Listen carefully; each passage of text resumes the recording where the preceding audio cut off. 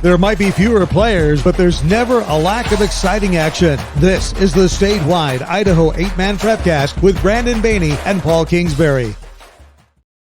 Yes. Welcome into another edition of the Idaho 8-Man Prepcast here on IdahoSports.com. I'm Brandon Baney, and now joining me, the guy who was so excited that we had a full weekend of football. He got pulled over for speeding. I did. Prairie. I did. I was coming back from Burley. I went to Burley on Friday to do a game, and it's funny because on the way there, I was speeding. I was booking it to get to Burley. On the way back, I had cruise control on 81 the whole way, and I was about 2 miles from my house, and 1 o'clock in the morning, and it said I was going 30 miles over the speed limit and run a stop sign, and Luckily, I just got away with a warning and came home. So we're good. You dog. Yeah. Oh yeah. Yeah. It's the way I roll. So there you go. You know that we're effective communicators when Paul is able to talk his way out of a pretty significant list of charges. Yeah. He asked what I was doing, and I said I was broadcasting in Burley, and he's like, "What game?" And I said, "Burley Mountain Home." And so he took my stuff, and 10 seconds later came back and said, "Hey, slow down. Make sure you come to a complete stop, even if there's nobody around. And I really like your website." And I left. That was it. Okay. It worked out. It worked out pretty well. Anyway, yes. Yeah. Okay. Well, the first full weekend of football in the books. We got a lot to discuss. So we do. Let's dive right into it. Let's start with the 8-Man Classic. You were there broadcasting with Logan Green on Saturday at Middleton High School. All four games to me were all interesting for different reasons, but let's start with what you thought.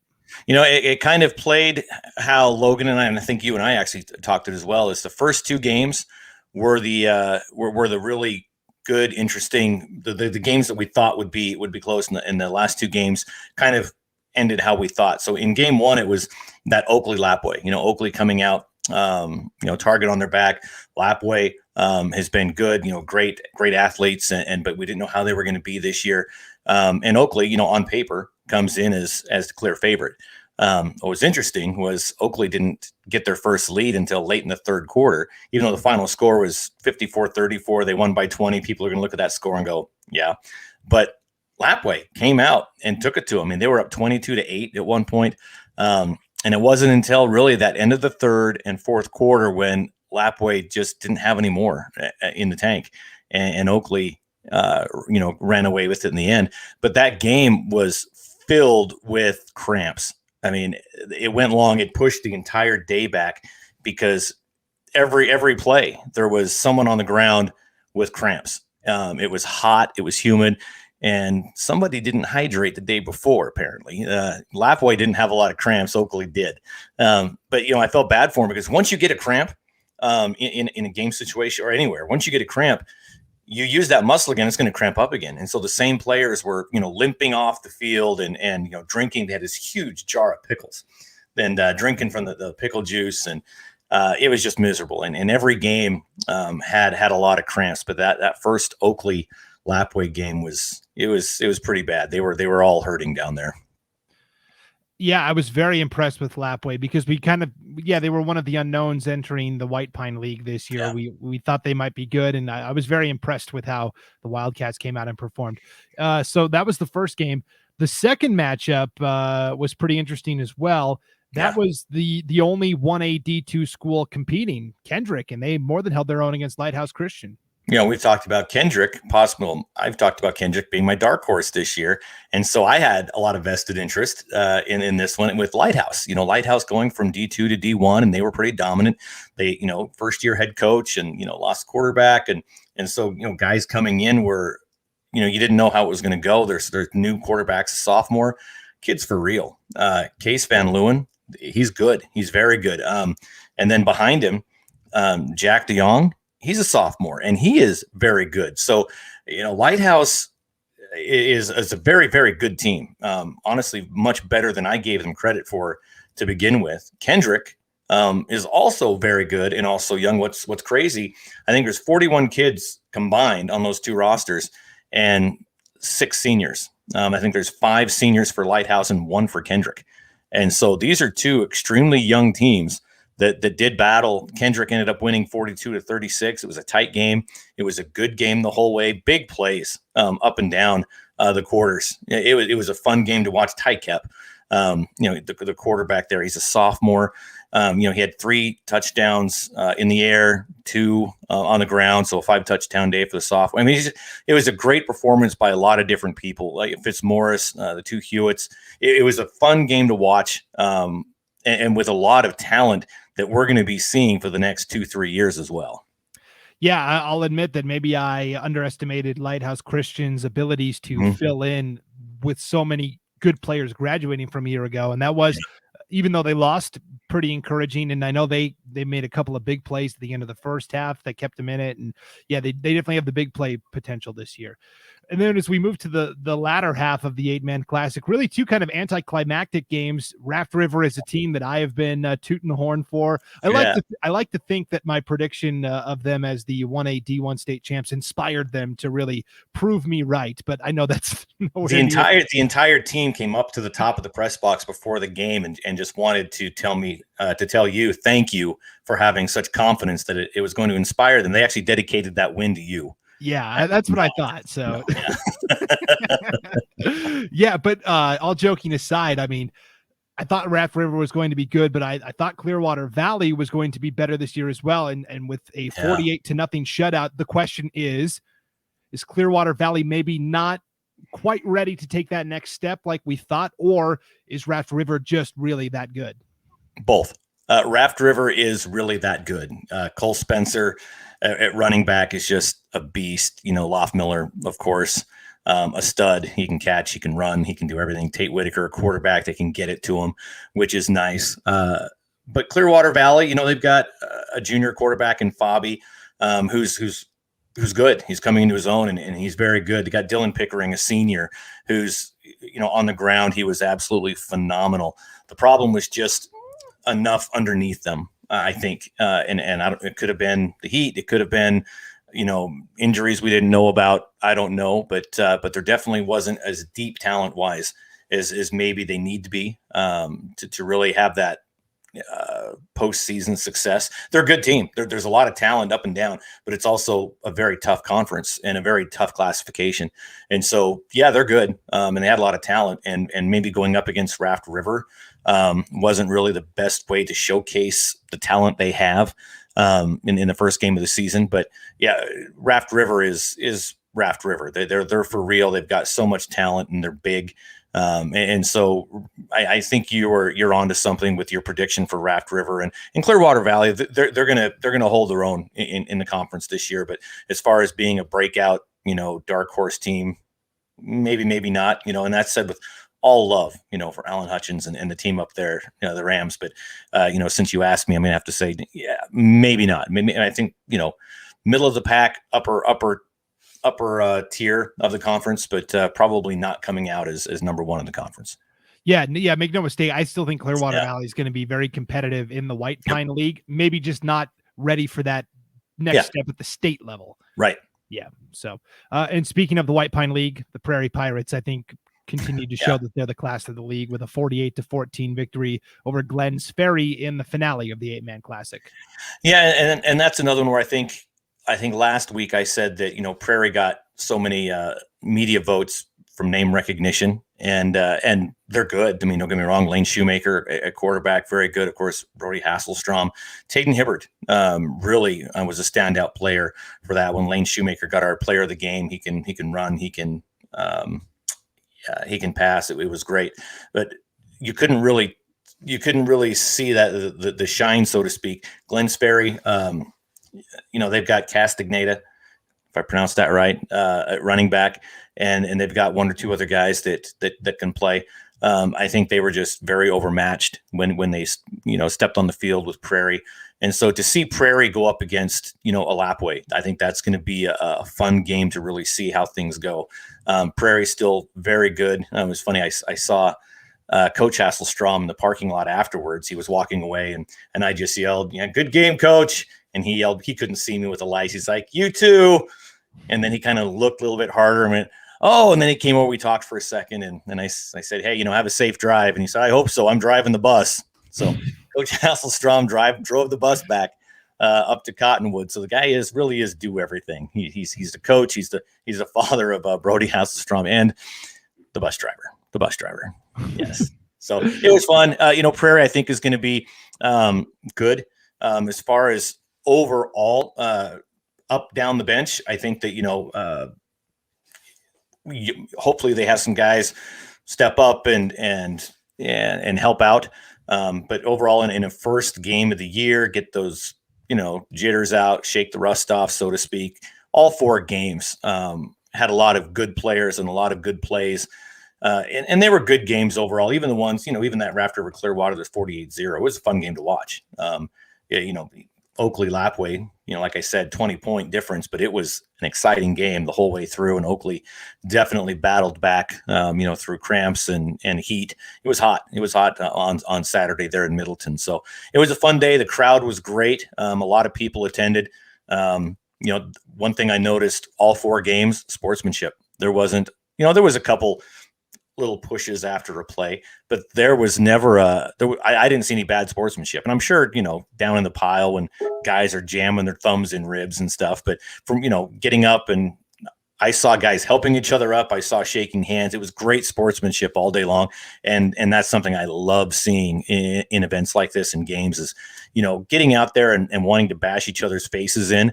But as soon as the whistle blows, help the guy up and go back and start over again. So that is something I really appreciated. And that really comes back to coaches, having good coaches teaching them the right thing, and also the parents at home, raising good young men. So if any of those guys are watching, kudos to you guys for the good sportsmanship you showed. Yeah, I love the 8-man classic. It's a great showcase event for the teams from the North and the teams from the Magic Valley. They can sometimes get lost in the shuffle. And so I think it's really good. It's interesting. So I was able to pick the brain of Logan Green, who was there with you broadcasting all of the games on Saturday. He kind of came away with almost the opposite view on a couple of the games from what you saw, specifically to Lighthouse Christian and Glenn's Ferry. Now, when I was talking to Logan, he said, Lighthouse, they kind of got lucky on a couple of big plays right before the end of the first half. That game could have been a lot worse than it was. Kendrick really, to him, it was never in doubt. He said that Glenn's Ferry, despite losing 48-14 to Prairie, he said the pilots looked really good to him. And he thought that Glenn's Ferry had a couple of opportunities to maybe make the score closer than the final score would indicate. And he went so far as to say that he thinks Glenn's Ferry could possibly even leapfrog Lighthouse Christian as that 3rd team in the pecking order in the conference this year, behind Oakley and Raft River. So, well, I don't know if you saw Logan, his face was really sunburned. He took a lot of sun in that day on top of the press box. I don't know if he was fully recovered when you talked to him. I was worried about him driving home. He was a little, not really with it. So I don't know what to tell you. Logan, he's a great color. And that's a great thing about having a color guy that maybe sees things differently than you, right? Yeah. And yes, Lighthouse did come up with some big plays, but I think one big play is luck. You get more than one big play and it's talent. And I think that's what Lighthouse really has. And Glenn's Ferry, maybe I was a little too rough on him. I don't think they're going to be leapfrogging anyone. Not that I'm going to place a bet right now, during the show, but I don't see that happening. If I'm wrong, okay, I'm wrong. But I definitely can't discount anything Logan says, because he's a very smart man. Yeah, for sure. Well, speaking of placing your bets, returning to IdahoSports.com starting this week is our Gridiron game picks. I know this is super exciting. We had a lot of people asking us last week, hey, are you guys doing the game picks again this year? And we basically wanted to give ourselves a week just in case worst came to worst and COVID-19 really reared its head again. But it looks like, for the most part, we're having a couple of games be affected here and there. But for the most part, it looks like we're going to proceed as normal. So they're back. Yep. We're back with that. We've been doing those a long time, and last year we bagged it because games were just being canceled right and left, being rescheduled with different teams. It would have been useless doing any kind of game picks every week. So we bagged it last year, and then this year, like you said, we took that first week just to make sure, with things going a little crazy in some parts of the state. And I think we're okay. So we went and brought him back in every game. Friday and Saturday. get them in. Just go to IdahoSports.com. Right there on the homepage, there's a banner for it, the Gridiron Game Picks, and get registered. It's free to register and get your picks in and win some cool prizes every week. And what's cool about it is that you actually go up against Idaho sports guys and the guys that are supposed to be the so-called experts, and so you can get a prize, but you can also get that moral victory as well by beating a lot of. It's no challenge to beat me, and I've never won the game picks in how many years we've been. And I actually have the ability to cheat on the back end, and I've still never won. So no, I'm kidding. But so it's come in and pick against us and pick against other sports fans in Idaho. It's a lot of fun. Boy, you speed 30 miles over the limit. You cheat on the picks. I swear I have never ever cheated. I don't. It's apparent that I've never cheated. You can go back and look at results and say, well, if he's cheating, he's doing it wrong. Yeah. Yeah. We'll see if there's smoke to that fire, but yeah, go register on the homepage of IdahoSports.com. This is going to be so exciting. And this will be your chance to that Kingsbury, that Baney, he doesn't know anything. So this is your chance to prove it. Yep. So that's going to be exciting. And we'll kind of revisit how we did on our picks each week here on the Prepcast as well. Yeah, absolutely. Yeah, for sure. All right, let's move into some other 8-man games that stood out to us from the weekend. I thought about splitting it up A1 or 1A D1 versus 1A D2, but there were so many cross-level games where you had a D2 school playing a D1 school that really, I think we should just kind of look at it as a whole 1A. And were there any other games that stood out to you besides the 8-man classic? Butte County, you and I talked about how Butte County was going to be, and they came in and clobbered Water Springs, 77-14. So I think that kind of might dispel the myth that Water Springs was going to be that, we'll see what happens with the media poll this week. Butte County, I think, is for real. 77 points is a lot of points to put on the board no matter what.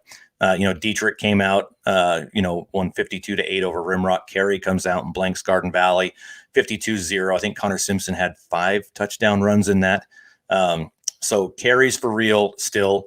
Dietrich, I think, is for real still. Wallace comes out and beats Kootenai 46-42. So those two teams putting up, a lot of points on the board was fun to watch. And the one game I mentioned last week that I was interested in was Troy and Deary, because I'm just interested in, Troy and seeing how they do in Deary. And Troy comes out and beats Deary 36-18. So, it's having that first week of a lot of crossover. It challenges you. It challenges you more and gets you ready for for the regular season conference games. And besides those, I don't think there was any really surprises. I think the teams that were supposed to win won. I think the big stories that we already talked about was how teams won. Wilder beating Salmon River 52-0. Salmon River going through some tough times up there in Riggins as far as bodies and whatnot. So and the only other one was Notice 54. Tri Valley 12. Notice is one that I'm kind of keeping my eye on to see exactly how they can come out and who they've got. Carter Woodland in that game. A little over 200 yards rushing, 4 touchdowns. So Woodland, a great player there at Notice. Dietrich, Cody Power, almost 300 yards combined with 5 touchdowns. Murtaugh, Junior Benitez, 300 yards, 5 touchdowns. So there were a lot of big efforts this weekend, and it's just going to continue on down the list as we go along. And of course, we have that one big one that Garrison Hardy and Jason Hansen webcast, the very first Logos Knights football game, right? Yeah, and Logos looked good. They looked real good. Yeah, they were led.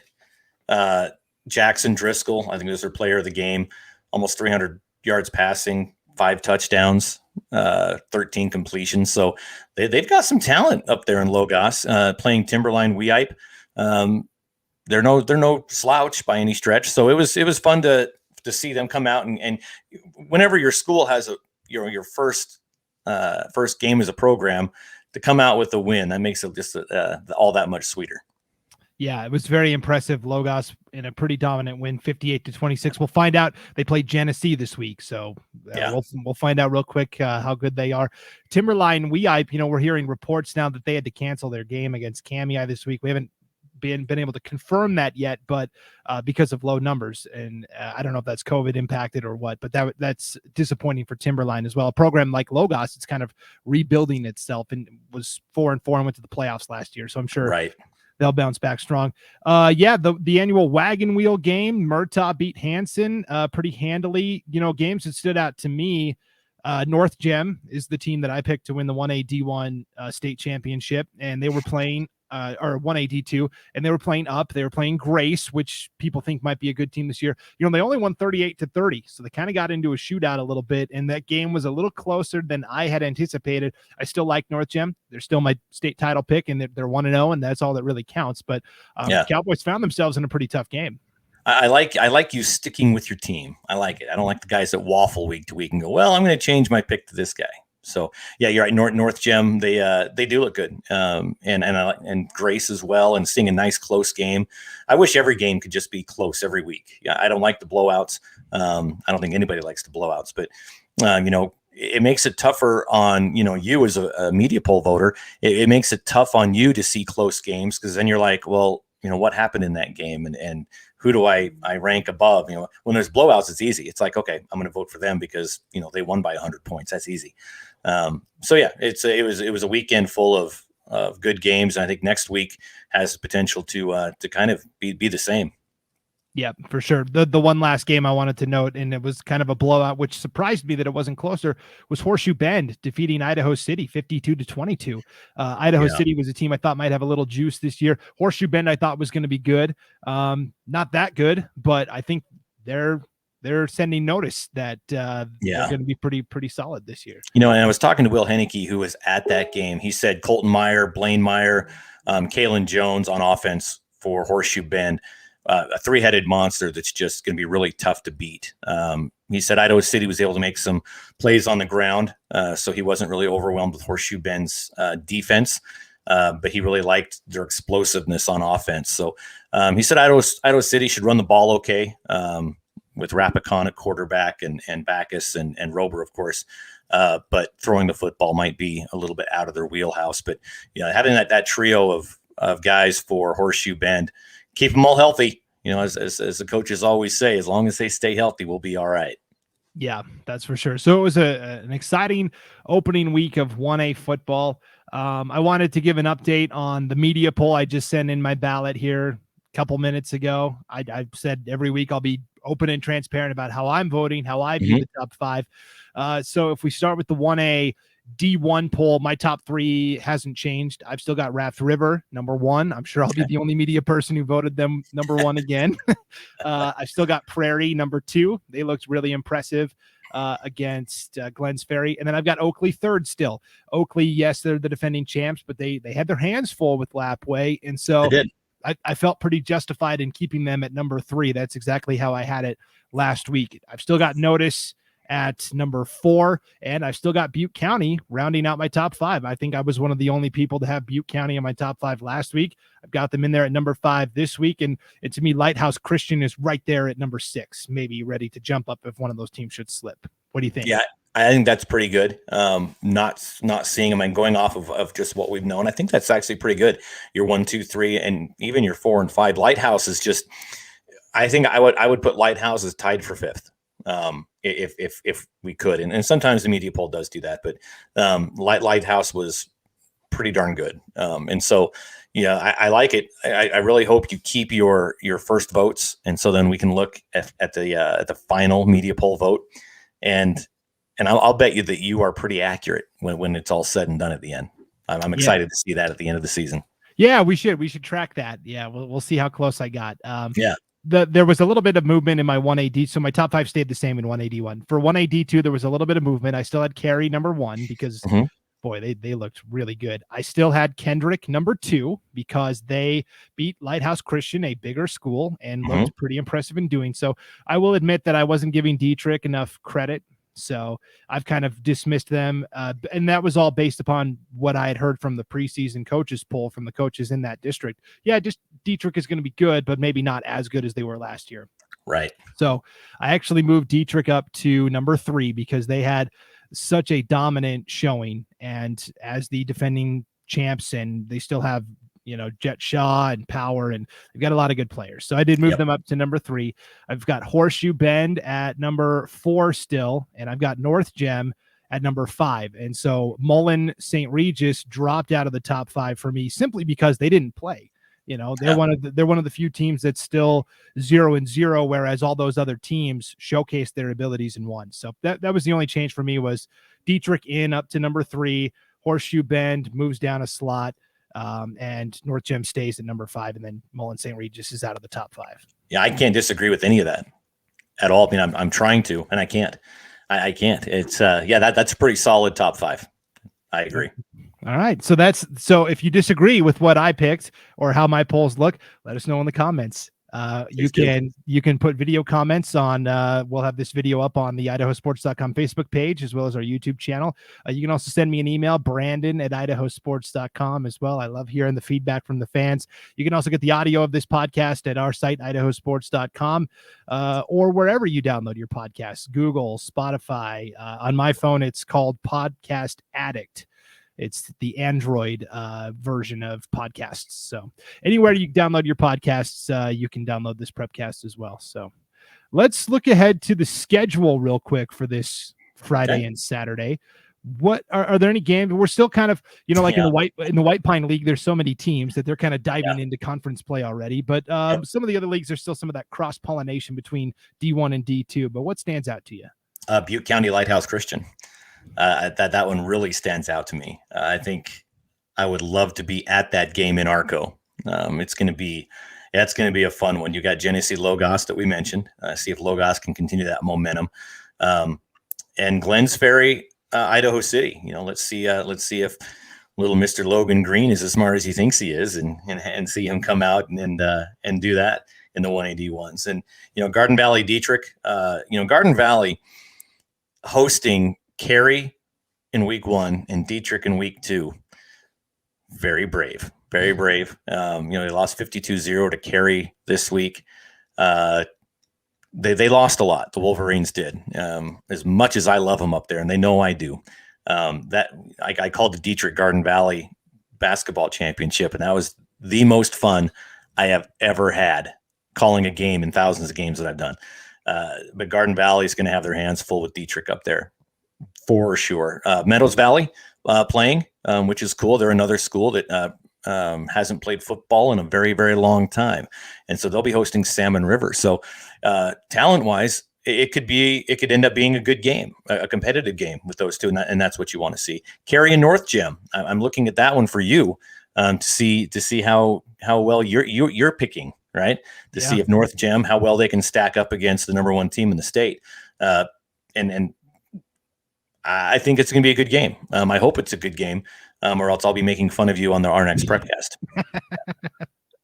Well, that happens every episode, regardless. So it's usually off air, though. I don't like making fun of you on the air. I see. I even bought a mic like you so I could be more like you.